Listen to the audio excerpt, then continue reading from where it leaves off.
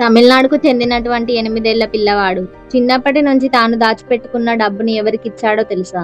ఎవరు చెప్పకుండానే, ఎవరి ప్రెజర్ లేకుండానే 8 ఏళ్ల పిల్లవాడు తనకు తానుగా డిస్ట్రిక్ట్ కలెక్టర్ ఆఫీస్ కి వెళ్లి తన వంతుగా చిన్నప్పటి నుంచి దాచిపెట్టుకున్న ప్రతి రూపాయిని నేషనల్ డిఫెన్స్ ఫండ్ అంటే జాతీయ రక్షణ నిధికి విరాళంగా ఇచ్చేశాడు.